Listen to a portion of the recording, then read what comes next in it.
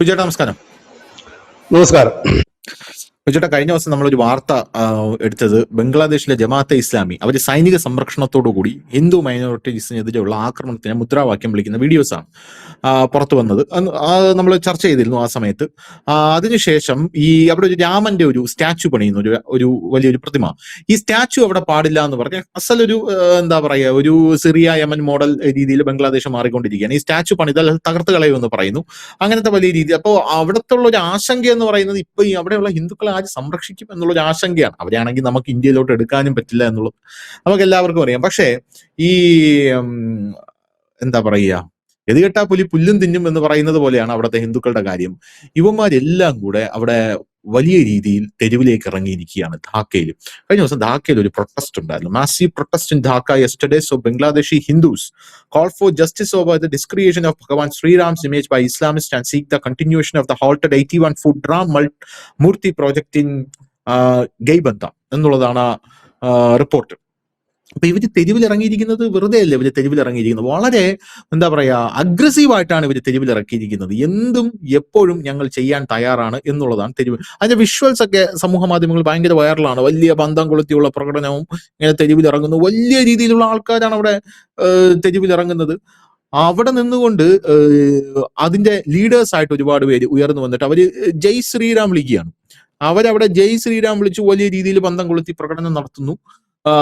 അവിടെ ഈ ധാക്ക മുഴുവൻ മാർച്ച് നടത്തുന്നു. രാത്രി അവിടെ വലിയ ഒരു കലാപ കലുഷിതമായിട്ടുള്ള ഒരു സിറ്റുവേഷൻ ആയിരുന്നു അവിടെ ഉണ്ടായിരുന്നത് എന്നുള്ളതാണ്. അപ്പൊ ഇതൊരു എന്റെ അഭിപ്രായത്തിൽ സത്യം പറഞ്ഞാൽ പണ്ട് PC ജോർജ് പറയുന്ന ഒരു കാര്യമുണ്ട്, ഹിന്ദു ക്രിസ്ത്യാനിയും തിരിച്ചടിക്കില്ല, അവർ ഓടും എന്ന് പറയുന്നത് ഞാൻ കേട്ടിട്ടുണ്ട്.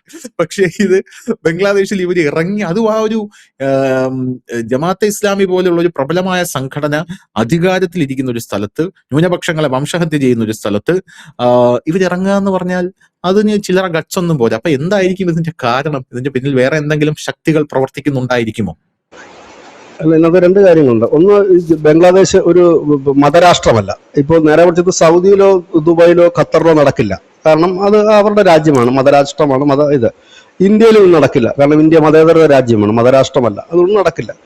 പിന്നെ ഈ പാകിസ്ഥാനിലും സംഭവിച്ചത് എന്താണെന്ന് ചോദിച്ചു കഴിഞ്ഞാൽ, അവിടെ ഇതിനൊക്കെയുള്ള ആക്രമണം നടക്കുമ്പോൾ അതിനെതിരെ പ്രതിഷേധിക്കാൻ പോലും മുൻപ് ഹിന്ദുക്കളോ ഇല്ല ന്യൂനപക്ഷം വരുന്ന ക്രിസ്ത്യൻസോ തയ്യാറായിരുന്നില്ല. ഈ പ്രതിഷേധങ്ങൾ എന്തിനാണെന്ന് ചോദിച്ചത് തിരിച്ചടിക്കുക എന്നുള്ളതല്ല ഒരു പ്രതിഷേധം കൊണ്ട് അർത്ഥമാക്കേണ്ടത്.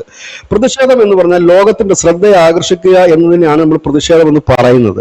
അതായത് നമ്മളിവിടെ പ്രൊട്ടസ്റ്റ് നടത്തുമ്പോൾ അത് അന്താരാഷ്ട്ര മാധ്യമങ്ങളടക്കം വലിയ വാർത്തയായി വരികയും ഒപ്പം തന്നെ അത് ലോകം ശ്രദ്ധിക്കപ്പെടുകയും ചെയ്യും. ഇപ്പോൾ ബംഗ്ലാദേശും പാകിസ്ഥാനും പറയുന്നത്, മുമ്പ് പാകിസ്ഥാൻ സ്ഥിരം പറഞ്ഞുകൊണ്ടിരുന്നത് എന്താണ്, ഇവിടെ അങ്ങനെയുള്ള ന്യൂനപക്ഷ പീഡനങ്ങളൊന്നുമില്ല, ഞങ്ങൾ ന്യൂനപക്ഷങ്ങളൊന്നും ചെയ്യുന്നില്ലെന്ന് പറയാൻ കാരണം ഇതിന്റെ വാർത്തകൾ എങ്ങുമില്ല. ചിലപ്പോൾ ഇന്ത്യയിലെ ചിലപ്പോൾ ഓൺലൈൻ മീഡിയാസിലോ വല്ലോ ഒക്കെ ചെറുതായിട്ട് വന്നെങ്കിലേ ഉള്ളൂ. പക്ഷെ വലിയ രീതിയിലുള്ള പ്രൊട്ടസ്റ്റ് നടക്കുമ്പോഴത്തേനും ഇത് ലോകം മുഴുവൻ അറിയും. എങ്ങനെയാണ് താലിബാനിലും ഇറാനിലും സ്ത്രീകൾക്ക് നേരെ വലിയ രീതിയിൽ ഭരണകൂടം അടിച്ചമർത്തുന്നു എന്ന് നമ്മൾ അറിഞ്ഞത്? അവിടെ വലിയ പ്രക്ഷോഭം നടന്നതുകൊണ്ടാണ്, ഈ ഹിജാബിനെതിരെയുള്ള പ്രക്ഷോഭം നടന്നതുകൊണ്ടാണ് നമ്മൾ അറിഞ്ഞത്. ഇറാനിൽ ഇത് കണക്ക് അവിടുത്തെ ഭരണകൂടം സ്ത്രീകളെ ഇപ്പോഴും ചാക്കിക്കെട്ടി നടത്താൻ തീരുമാനിക്കുന്നു, അതിനെതിരെ അവിടെ സ്ത്രീകൾ പ്രതിഷേധിക്കുന്നു, കൊല്ലപ്പെടുന്നു. ഈ ബംഗ്ലാദേശിനെ സംബന്ധിച്ച് ഈ അടുത്ത കാലം വരെ ബംഗ്ലാദേശിൽ ഇവർ അനവധി പേർ ഹിന്ദുക്കൾ കൊല്ലപ്പെടുന്നുണ്ടെങ്കിലും മുൻപ് പ്രതിഷേധമുണ്ടായിരുന്നില്ല. ഇത് ലോകം അറിയുന്നില്ല. കാരണം നമ്മുടെ ഇന്ത്യൻ മീഡിയാസ് അത് വാർത്തയാക്കുമ്പോഴും അത് ബംഗ്ലാദേശ് ഒറ്റപ്പെട്ട സംഭവമാണ്, രാഷ്ട്രീയ സംഘർഷമാണ്, മറ്റേതാ മറിച്ചെന്ന് പറഞ്ഞവർ ലഘൂകരിക്കുമായിരുന്നു. ഇന്നത് മാറിയിരിക്കുന്നു അതിന്റെ പിക്ചർ. മുൻപ് ഒരു 1.5 വർഷം മുമ്പ് ശ്രീ മോഹൻ ഭഗവത് പറഞ്ഞൊരു കാര്യമുണ്ട്, നിങ്ങൾ സംഘടിക്കണം. നിങ്ങൾ സംഘടിക്കുക മാത്രമല്ല, നിങ്ങൾ പ്രതിഷേധിക്കുകയും വേണം. നിങ്ങളോടൊപ്പം ഞങ്ങളുണ്ടാകും, ഈ രാജ്യമുണ്ടാകും, ഈ ലോകമുണ്ടാകും എന്ന് അദ്ദേഹം പറയുകയുണ്ടായി. കാരണം നമ്മൾ അത് പ്രതിഷേധിക്കുന്നത് ലോക ശ്രദ്ധയിലേക്ക് വരാൻ. ഇപ്പോൾ ധനുഷ് കാണിച്ച വിഷ്വൽസ് എല്ലായിടത്തും എത്തിയിട്ടുണ്ടാകും, ലോകം മുഴുവൻ എത്തിയിട്ടുണ്ടാകും. ഇതിനു മുമ്പ് ബംഗ്ലാദേശിൽ നടന്ന ഈ സംഘർഷങ്ങളിൽ ലോകമെമ്പാടും ഈ വിവിധ ഹൈന്ദവ സംഘടനകളുടെ നേതൃത്വത്തിൽ വലിയ പ്രതിഷേധ പ്രകടനങ്ങൾ നടത്തി, ലണ്ടനിലും അവിടെയും ഇവിടെയും ഒക്കെ. അതായത് ബംഗ്ലാദേശിലേക്ക് അവരുടെ ശ്രദ്ധ തിരിക്കുക എന്നുള്ളത്. അതിന്റെ ഭാഗമായിട്ട് US കുറച്ചൊക്കെ അതിൽ തടയിടേണ്ടി വന്നു, നിർബന്ധിതനായി അതിനെ തടയിടാനായിട്ട്. ഇപ്പോൾ നടക്കുന്ന ഈ പ്രതിഷേധവും അത്തരത്തിലേക്ക് വേണം നമ്മൾ കാണുവാനായിട്ട്. പണ്ട് ഈ ബംഗ്ലാദേശ് ഇവിടെ വലിയ ഹിന്ദു വംശഹത്യ നടന്നപ്പോൾ ഇന്ത്യ ഒരു മൂവ്മെന്റ് നടത്തിയിരുന്നു, അതായത് സേവ് ബംഗ്ലാദേശി ഹിന്ദുസ് എന്ന് പറഞ്ഞാൽ. അതൊന്ന് ഗ്ലോബൽ ലെവലിൽ വലിയ രീതിയിലുള്ള ഒരു ചർച്ച ചെയ്യപ്പെട്ട ഒരു കാര്യമാണ്. അങ്ങനെ ഒരു മൂവ്മെന്റ് സത്യം പറഞ്ഞാൽ അത് ഇതുവരെ ഒരു ഹിന്ദു കമ്മ്യൂണിറ്റിക്ക് വേണ്ടി ആരും നടത്തിയിട്ടില്ല. അതൊരു നരേന്ദ്രമോദിയുടെ ഒരു എഫക്റ്റായിട്ടും അന്ന് വ്യാഖ്യാനിക്കപ്പെട്ടു. അന്ന് പല ആൾക്കാരും പറഞ്ഞു കേട്ട ഒരു കാര്യമുണ്ട്, അന്ന് ഹിന്ദുക്കൾ അവിടെ ആ സമയത്ത് ഒരുപാട് ഹിന്ദുക്കൾ തെരുവിലിറങ്ങി. അവരുടെ അമ്പലങ്ങൾക്ക് ചുറ്റും ഇവര് കമ്പും കുറുവടിയും കൈ കിട്ടുന്ന സാധനങ്ങൾ എന്താണെന്ന് ഈ വെട്ടുകത്തിയും ഒക്കെ ആയിട്ട് അവര് കാവല് നിൽക്കുന്ന ഒരു കാഴ്ച നമ്മൾ കണ്ടിട്ടുണ്ടായിരുന്നു. അന്ന് ഇവിടെയുള്ള ചില കോൺസ്പിറസി തിയറിയുടെ ആൾക്കാരൊക്കെ പറയുന്നുണ്ടായിരുന്നു, ഇത് അവർക്ക് അങ്ങനെ ഒരു ധൈര്യം വരണമെങ്കിൽ സ്വാഭാവികമായിട്ടും RSS എന്ന് പറയുന്ന ഒരു സംഘടന അവരെ ബാക്ക് ചെയ്യുന്നുണ്ടായിരിക്കാം ബംഗ്ലാദേശിൽ. ഇപ്പൊ സ്വാഭാവികമായിട്ടും നമുക്ക് RSSനെ കുറിച്ച് അതിന്റെ നിഗൂഢ വശങ്ങൾ ഒരുപാടുണ്ടല്ലോ. കാരണം RSSന് ഇവിടെ നിന്ന് പ്രവർത്തകരെ അങ്ങോട്ടേക്ക് വിടാൻ ബംഗ്ലാദേശിൽ, അത് RSS പ്രവർത്തകരാണെന്ന് അറിയാതെ അവിടെ പ്രവർത്തിക്കാം. RSSന്റെ ഒരു ശൈലി അങ്ങനെയാണല്ലോ. ഇപ്പൊ നമുക്ക് കന്യാകുമാരിയുടെ കേസിലും അറിയാം, ഒരൊറ്റ ആളെയാണ് അങ്ങോട്ടേക്ക് വിടുന്നത്. ഏകനാഥ് റാനഡെ എന്ന് പറയുന്ന ഒരൊറ്റ ആളെയാണ് കന്യാകുമാരി ക്ലീൻ ആക്കി എടുക്കാൻ അവിടെ വിടുന്നത്. അപ്പൊ സമാനമായിട്ടുള്ള രീതിയിൽ ഇത് പറഞ്ഞപ്പോൾ ഈ ബംഗ്ലാദേശിന്റെ ഈ വിഷ്വൽസ് എല്ലായിടത്തും പ്രചരിച്ച് കാണുമെന്ന് ബിജുചേട്ടൻ പറയുമ്പോൾ എന്റെ മൈൻഡിൽ വന്നത്, ഈ വിഷ്വൽസ് ആദ്യം വന്നത് ഓർഗനൈസറിലാണ്. RSSന്റെ മുഖപത്രം എന്നറിയപ്പെടുന്ന ഓർഗനൈസറിൽ. അതുവഴിയാണ് ഇത് പ്രചരിക്കുന്നത്, അവരാണ് ഇത് പ്രചരിപ്പിക്കുന്നത്. അപ്പൊ എനിക്ക് അതിനകത്ത് എന്തോ ഒരു ഡൗട്ട് അടിക്കുന്നത്. അല്ല, ഈ കാര്യം തന്നെ മുഹമ്മദ് 1.5 വർഷം മുമ്പ് പറഞ്ഞത് അത് തന്നെയാണ്. ഇവരെയാണ് ആഹ്വാനം ചെയ്തത്, നമ്മളെ അല്ല. ബംഗ്ലാദേശികളാണ് ആഹ്വാനം ചെയ്തത്. ഒറ്റക്കെട്ടായിട്ട് നിൽക്കണം, പ്രതിഷേധിക്കേണ്ടത് പ്രതിഷേധിക്കണം, നിങ്ങൾ ഒറ്റക്കെട്ടായിട്ട് നിന്ന് ശബ്ദമുയർത്തുക, നിങ്ങളോടൊപ്പം ഞങ്ങളുണ്ടെന്നാണ് അദ്ദേഹം 1.5 വർഷം. ആ സ്റ്റേറ്റ്മെന്റ് ഇപ്പോഴും ഗൂഗിളിലൊക്കെ നമ്മൾ സെർച്ച് ചെയ്താൽ കിട്ടും. ബംഗ്ലാദേശ് വിഷയത്തിൽ RSSന്റെ നിലപാടെന്ന് നമ്മൾ അടിച്ചു കൊടുത്തു കഴിഞ്ഞാൽ ഇതുവരെ സംഘം പറഞ്ഞിട്ടുള്ള എല്ലാ നിലപാടുകളും കിട്ടാൻ അത് അദ്ദേഹം ആഹ്വാനം ചെയ്യുന്നത് ഇങ്ങനെയാണ്. ഇവിടെ ശ്രദ്ധേയപരമായ മറ്റൊരു കാര്യം കൂടി, 18% 1-2 പേരല്ല, അതിപ്പോൾ വളരെ കുറഞ്ഞിട്ടുണ്ടെന്നാണ് പുതിയ കണക്കുകൾ വരുന്നത്. ഈ ഹിന്ദുക്കളുടെ കണക്ക് ചിറ്റഗോങ് അടക്കമുള്ളിടത്ത് അത് ഹിന്ദു ശക്തമാകും.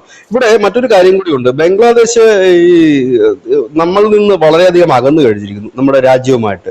അവരിപ്പോൾ മറ്റ് പല ശക്തികളുമായിട്ട്. ഇപ്പൊ ഈ കഴിഞ്ഞ ദിവസം ഒരു വാർത്ത വന്നിരുന്നു, പാകിസ്ഥാൻ ചൈനയുടെ കയ്യിൽ നിന്നൊരു അന്തർവാഹിനി വാങ്ങുന്നുണ്ട്. പേര് ഞാൻ വിട്ടുപോയി, ഓർക്കുന്നില്ല. ആ അന്തർവാഹിനിയെ ബംഗാൾ ഉൾക്കടലിൽ വിന്യസിക്കാൻ ഉള്ള തീരുമാനമാണ്, അവിടെ കൊണ്ടൊന്ന് ഇത് ചെയ്യിക്കുക. കാരണം വളരെ നാളത്തെ അവരുടെ വലിയ സ്വപ്നമാണ്.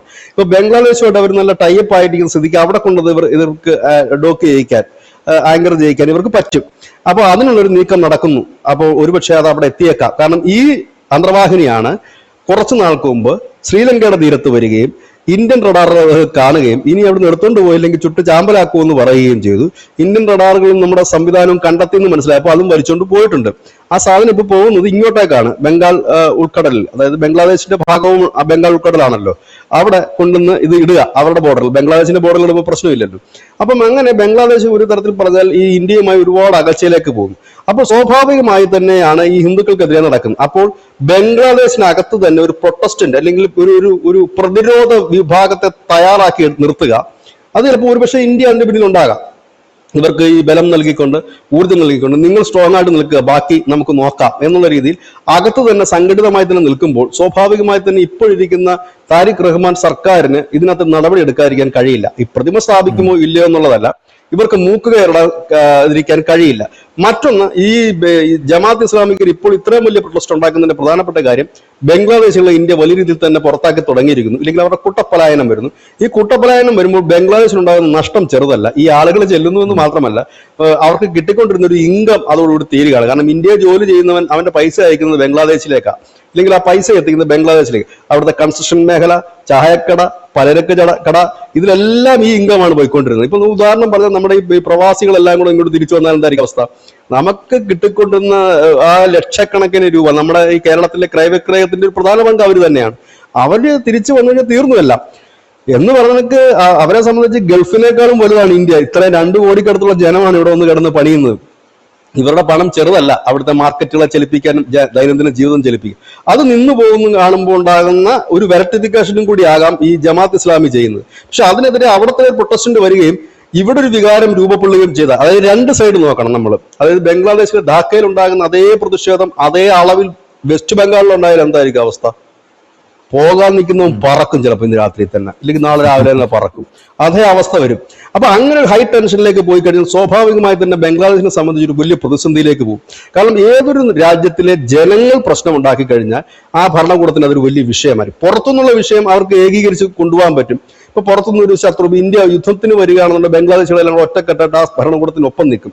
ഭരണകൂടത്തിന് അത് നേട്ടമായിട്ട് മുമ്പോട്ട് കൊണ്ടുപോകാൻ കഴിയും. പക്ഷേ ഭരണകൂടം ഈ രാജ്യത്തിനകത്ത് തന്നെ ഇതേപോലെയുള്ള വലിയ രീതിയിലുള്ള പ്രൊട്ടസ്റ്റും കാര്യങ്ങളും വരികയും ഒപ്പം തന്നെ ബാഹ്യമായ സമ്മർദ്ദവും വരികയാണെങ്കിൽ ബംഗ്ലാദേശ് വലിയൊരു പ്രതിസന്ധിയിലേക്ക് നീങ്ങും. കാരണം ഇത് ഒരു ഒറ്റപ്പെട്ട സംഭവമായിട്ട് കാണാൻ കഴിയില്ല. കാരണം ഇത് ഒരു വലിയ പ്രൊട്ടസ്റ്റ് തന്നെയാണ്. കാരണം ഇതിന്റെ പിന്നിൽ ചിലപ്പോൾ ഒരുപാട് ഹൈന്ദവ സംഘടനകൾ ഉണ്ടായിരിക്കാം.